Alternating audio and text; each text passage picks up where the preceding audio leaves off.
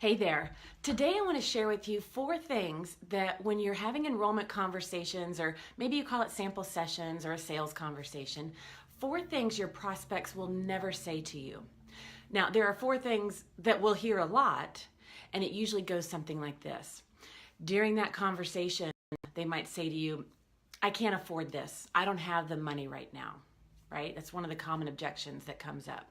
The second one that you'll hear is, I don't have enough time. I'm too overcommitted, I'm involved in other stuff, or different variations of it. It's another objection. The third one is, I need to talk to my spouse or my partner or my wife or whatever. Some variation of that, they'll also tell you that. And then the other one that they'll also tell you will be some variation of, I don't think this is right for me.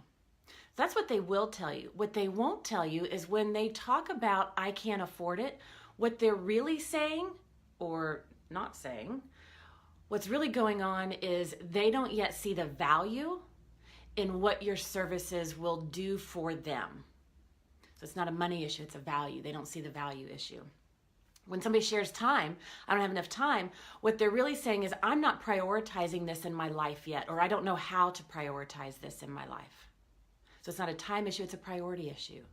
When they say, I need to talk to my spouse, it's a tricky one because they might need to. But one of the things I like to do is make sure, are they committed? Don't let them, because what they're not telling you is, I'm blaming my spouse because they're not here to defend themselves, so it's a lot easier for me to wiggle out of this conversation. So that's what's going on underneath it. And then the last one is, what they're not telling you is, I don't trust myself to follow through on what you're telling me is possible. So the next time you're in the enrollment conversation, listen to what's not being said. It's one of the greatest coaching skills out there. It's one of my favorite coaching skills.